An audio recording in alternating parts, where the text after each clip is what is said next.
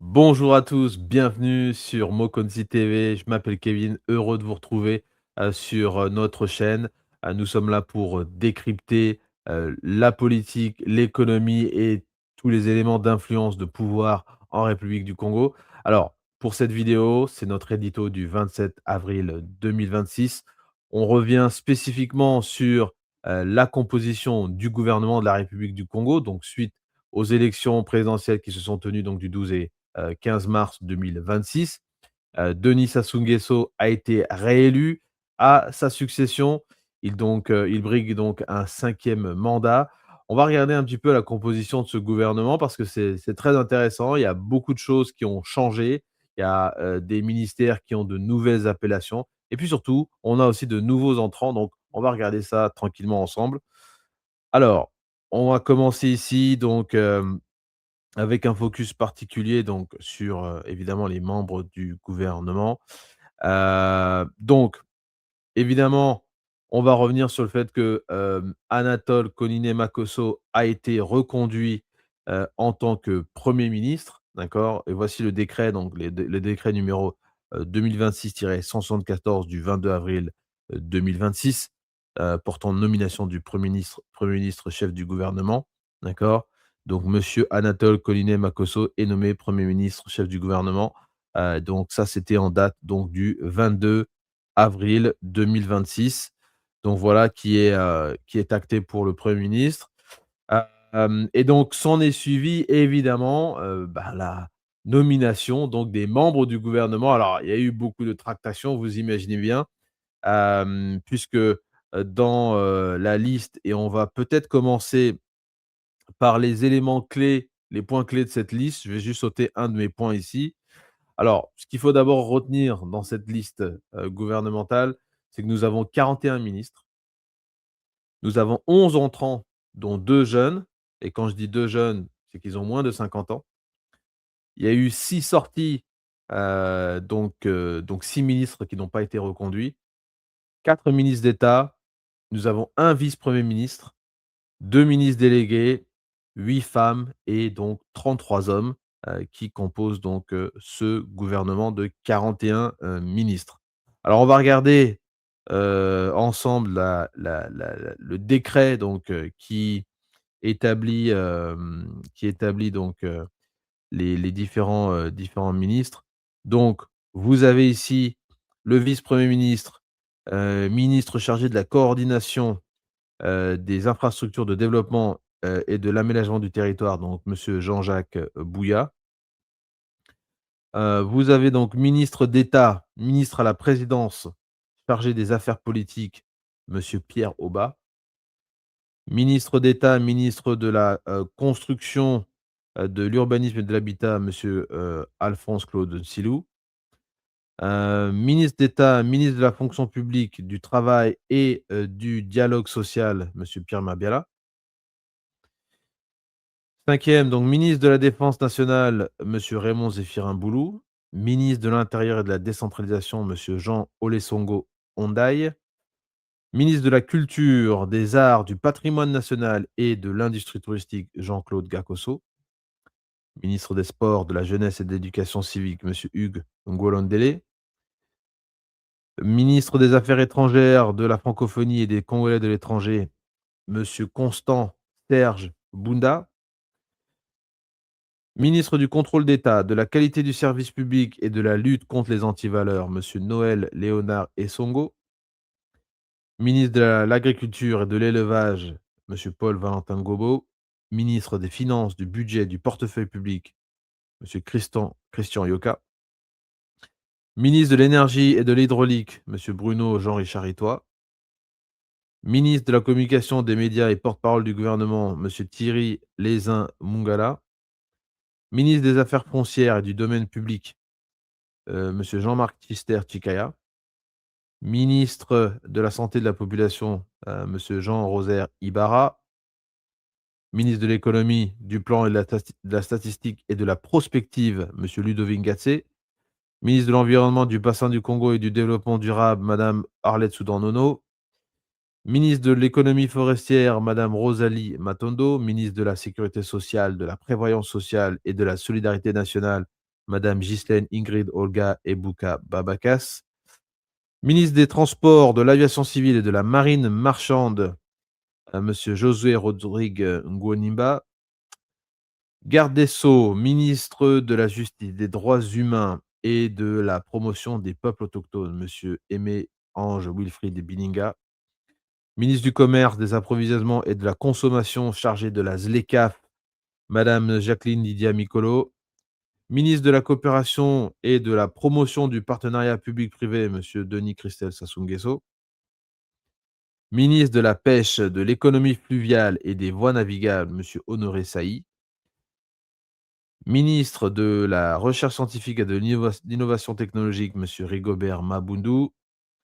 Ministre des Affaires sociales et de l'Action humanitaire, madame Marie-France Lydie Hélène Pongo. Ministre des Hydrocarbures, monsieur Steve Simplice Onanga. Ministre des Industries minières et de la Géologie, monsieur Urbain Fiacre Oppo. Ministre du Développement industriel, des zones économiques spéciales et de la promotion du secteur privé, monsieur Michel Diombo. Ministre de l'Enseignement supérieur, madame Delphine Edith Emmanuel Adouki. Ministre de l'Enseignement préscolaire, primaire, secondaire et de l'alphabétisation, monsieur Jean-Luc Moutou. Ministre des Petites, Moyennes Entreprises et de l'Artisanat, madame Irène Marie-Cécile Mboukou Kimbansa Negoma. Ministre de la Réforme de l'État et des Relations avec le Parlement, monsieur Luc Joseph Okio.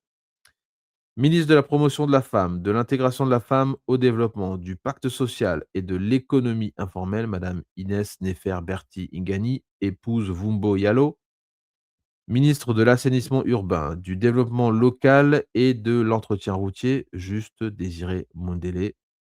Ministre de l'Emploi, de l'Entrepreneuriat et de la formation qualifiante, monsieur Rodrigue Charles Malanda Samba. Ministre des Postes, des Télécommunications et de l'Économie numérique, monsieur Serge Nzé. Ministre de l'Enseignement technique et professionnel, monsieur Gustave Fulgence René Adicole Goum. Ministre délégué auprès du ministre de la Culture, des Arts et de l'Industrie touristique et du Patrimoine national, chargé de l'industrie touristique, monsieur Prince Bahamboula.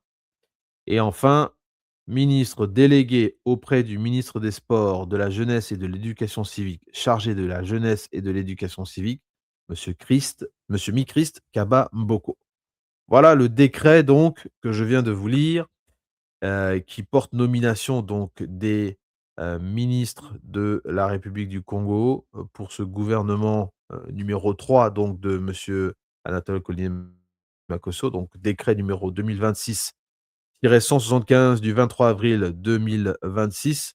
Donc on constate, hein, avec la nomination du Premier ministre, chef du gouvernement, que ces nominations ont été faites rapidement, hein, parce qu'au moment où on vous parle, donc ce 27 avril 2026, le président de la République est en déplacement à Moscou, en Russie et tout a été fait donc avant son départ et on reviendra aussi sur un autre élément évidemment qui est celle de la passation, hein, entre les ministres, qui est en train de se faire au Congo, donc jusqu'à mercredi, 29, avril et donc bah, d'ici, voilà, d'ici le début du mois de mai, tout le monde sera assis dans son ministère, hem et va commencer à travailler.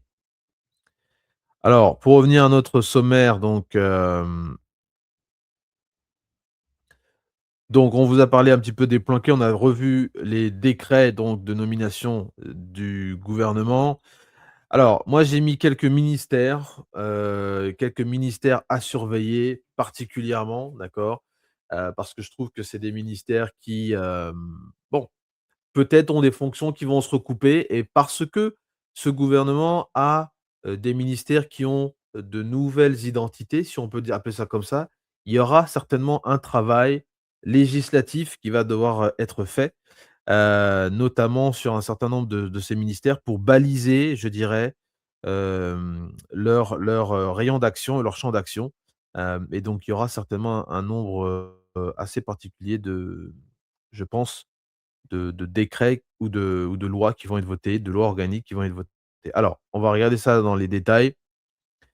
Donc, par exemple, sur les ministères qui s'occupent, de la dimension sociale au Congo, alors évidemment, le mot social est un mot, qu'il faut prendre avec des pincettes parce qu'il y a différents volets sociaux, il y a différentes questions qui touchent au social. Mais je vais vous donner un exemple. On a 4 ministères qui ont une fonction sociale très importante, au sein donc de leurs intitulés. Vous avez par exemple le ministère de la fonction publique, du travail et du dialogue social. Donc ça, c'est clairement l'engagement de discussion, de conversation avec, les travailleurs et puis les employeurs, d'accord? Et on a vu qu'il y avait eu quelques crises justement dans ce domaine-là. Vous avez le ministère de la sécurité sociale, de la prévoyance sociale et de la solidarité nationale. Alors ici, on a 2 éléments très intéressants puisque la prévoyance sociale n'existait pas jusqu'à présent. Mais ici, bon, dans la prévoyance sociale, certainement, il faut comprendre peut-être la retraite. Il faut comprendre peut-être les, cotisations, donc pour, tout ce qui est frais de santé, certainement. Donc on pense à la caisse de mutuelle, de la CAMU. Et puis, la solidarité qui, était associée à un autre ministère, là, maintenant, se voit affublée de la dimension nationale, donc solidarité à l'échelle nationale. Donc voilà, c'est un ministère qui est, je dirais même construit de toutes pièces. Donc c'est vrai que bon, sécurité sociale, prévoyance sociale et solidarité nationale, tout ça laisse assez rêveur, donc faudra voir un petit peu jusqu'où ce ministère va aller. Ensuite, vous avez un ministère des affaires sociales et de l'action humanitaire. Donc c'est là où on se dit peut-être que ces 2 ministères auraient peut-être pu faire l'objet d'une fusion. Ensuite, vous avez, le ministère de la promotion de la femme, de l'intégration de la femme au développement et également qui est en charge du pacte social. Alors, de quoi va-t-on discuter? Quel va être le rayon d'action de ce qu'on appelle le pacte social? Ça va demander, je pense, un peu de pédagogie de la part, peut-être, du gouvernement pour expliquer qu'est-ce qu'ils entendent par pacte social. Donc voilà les 4 ministères qui sont en charge de la partie sociale au Congo, et qui évidemment évoluent sur différents volets, différentes, je dirais postures en termes de social, hein, puisque le dialogue social qui concerne le travail n'est pas le même dialogue social, sur les affaires sociales ou sur la prévoyance sociale. Donc il y a beaucoup de choses hem, qui sont quand même assez différentes. Il y a des nuances, donc on va voir ce que ça va donner. Ensuite, il y a la question des PME, de l'entrepreneuriat et sur TikTok, on a beaucoup parlé de ça, parce qu'effectivement, on a des ministères qui semblent être un peu sur les mêmes éléments, qui relèvent du secteur privé, qui relèvent de l'investissement, qui relèvent également, de l'entrepreneuriat. Donc par exemple ici, vous avez donc le ministère des PME et de l'artisanat, donc ça va rester comme c'était dans la dernière mandature. Vous avez le ministère donc de l'emploi, de l'entrepreneuriat et de la formation qualifiante. Alors, la formation qualifiante et l'emploi étaient au ministère des sports et de la jeunesse et de l'éducation civique. Donc c'est un ministère qui a été scindé et là, on a rajouté l'entrepreneuriat. Donc, va-t-on avoir une direction générale de l'entrepreneuriat au Congo? Ça va être intéressant de regarder. Ensuite, vous avez le ministère du développement industriel et ici des zones économiques spéciales et de la promotion du secteur privé. Donc, effectivement, dans la dernière mandature, on avait un ministre qui était en charge des zones économiques spéciales et de la diversification économique. C'était Jean-Marc Tchister Tchikaya. Et donc là, ils ont ramené les zones économiques spéciales avec le développement industriel et la promotion du secteur privé, ce qui, à mon sens, est très pertinent. Et puis ensuite, vous avez donc le ministère du commerce, des approvisionnements et de la consommation et qui aura la mission donc de s'occuper spécifiquement de la ZLECAf, donc la zone de libre-échange, donc africaine, hein, pour faire du commerce avec, les pays africains. Donc vous avez tous ces 4 ministères qui, de près ou de loin, vont s'occuper du secteur privé, du tissu économique local, des investissements étrangers, et donc tout ça, ça laisse assez rêveur parce qu'il y a beaucoup de choses à faire à tout point de vue et la question, c'est comment on délimite un peu le territoire de chacun? Puisque dans les PME, bah, vous avez quand même des entrepreneurs,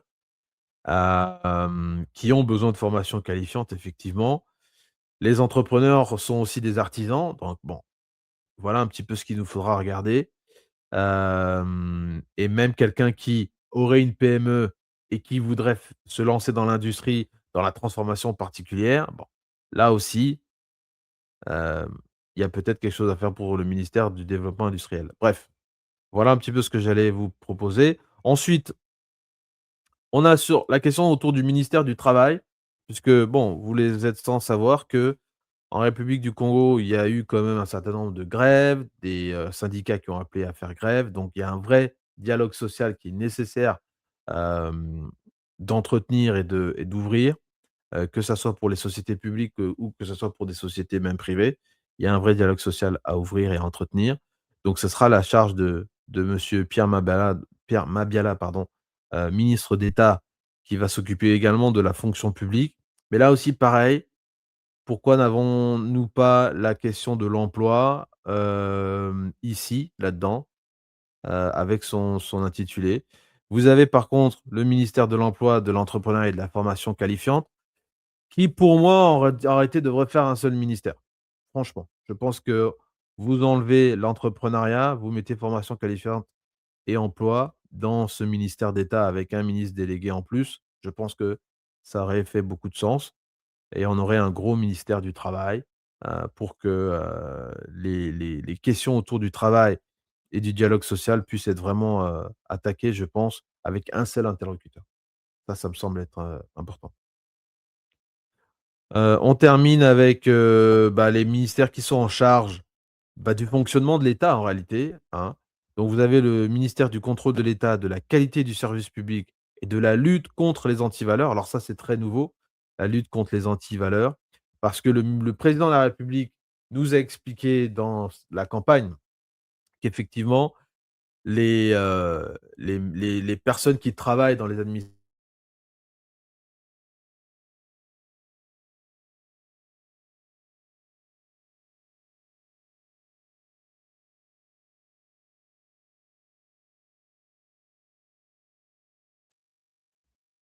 vous avez donc le ministère de la réforme de l'État et des relations avec le Parlement. Alors je trouve l'association assez, assez particulière.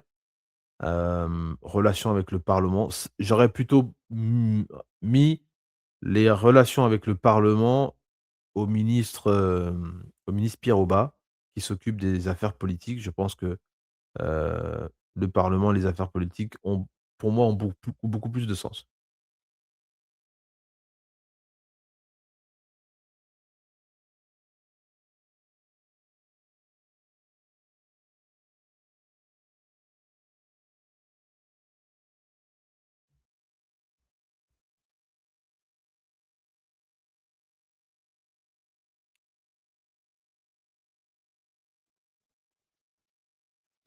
Alors, il y a des ministères, comme je disais, qui, me semblent être assez particuliers. J'ai fait une petite liste, pour vous montrer. Donc, évidemment, le ministère donc, de la à la présidence chargée des affaires politiques.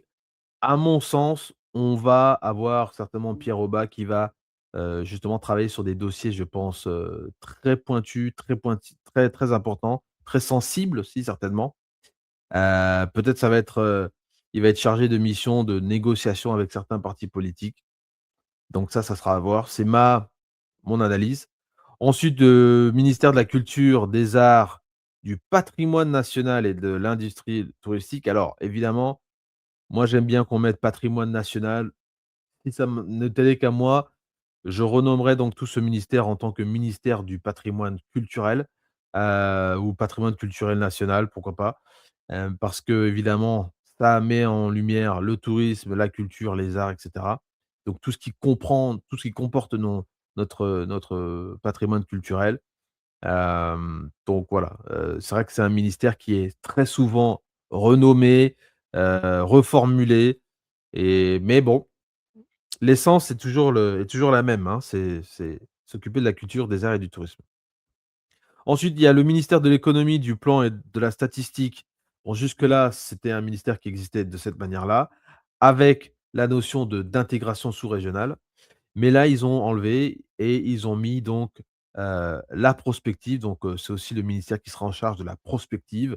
Alors on ne dit pas exactement de quelle prospective, mais on peut supposer que c'est de la prospective économique, puisque ici ça sera identifier, donc, des opportunités futures pour le développement de l'économie, mais aussi des opportunités à saisir, tant pour l'intégration régionale qui reste un sujet très important et on l'a vu avec, hem, le projet pont-route-rail entre Brazza et Kinshasa ou bien encore le corridor 4, et le corridor 13, d'accord? Qui font l'objet de ces éléments-là et puis de la rénovation des aéroports et des ports, donc à l'intérieur du pays.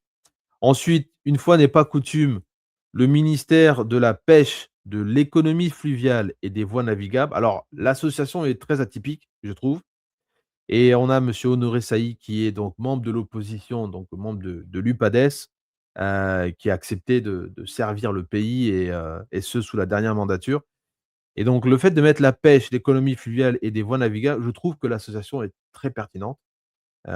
C'est très intéressant puisque évidemment tous ceux qui vont utiliser donc, bah, les eaux continentales, vont être sous la houlette de ce ministère-là. Mais c'est intéressant de voir qu'on a retiré du ministère de l'Agriculture la pêche, puisque traditionnellement, on avait le ministère de l'Agriculture, de l'Élevage et de la Pêche. Tout ça a été compris en un élément, donc ça, c'était très intéressant. Et puis on finit donc avec le ministère de la Réforme de l'État et des relations avec le Parlement qui, à mon sens, voilà, une partie devrait être associée à monsieur Pierre Aubat, je pense. Et je pense aussi que la, mmh, ce ministère de la Réforme de l'État devrait aussi être avec celui du contrôle de l'État. Je pense que ces 2 ministères-là devraient être ensemble. Voilà un petit peu, ce que je voulais vous montrer. Donc tout simplement, voilà, pour revenir un petit peu sur sur notre vidéo et sur notre édito, on a donc un ministère comment dirais-je? On a donc un gouvernement qui, semble être très intéressant sur le papier, d'accord? Évidemment, nous avons de nouveaux entrants comme on l'a dit, donc c'est très belle, nouvelle. Félicitations à eux. Je tiens quand même à rappeler que bon, on ne peut pas avoir que des nouveaux, on ne peut pas avoir que des anciens. Il y a une sorte d'équilibre aussi qu'il faut trouver. Hem Et puis il va rester un grand défi de savoir comment certains, de ces ministères vont pouvoir s'organiser, vont déterminer donc leur champ d'action. Donc ça va être un gros travail, tant législatif qu'aussi pratique, on va dire. Donc, voilà un petit peu ce que je voulais vous présenter pour cet édito. Dites-moi en commentaire, hein, ce que vous en pensez.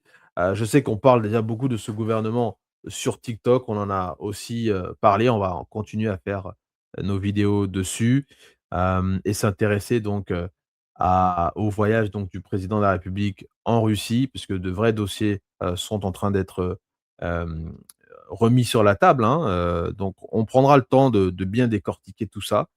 Hem Et puis voilà, on va continuer donc, n'oubliez pas, vous pouvez nous suivre donc sur, TikTok, hein. Vous pouvez nous suivre sur TikTok, et bien évidemment sur YouTube et aussi sur le podcast Mokonzi Insider. Donc vous pouvez retrouver donc cette vidéo sur le podcast également si vous préférez les podcasts et puis aussi des interviews que nous avons eues aussi avec, bah, de nouveaux acteurs politiques, notamment, Mikris Kabamboko qui est venu sur le podcast en tant que secrétaire permanent du conseil consultatif, de la jeunesse et puis, évidemment Michel Diombo, que nous avons eu en interview.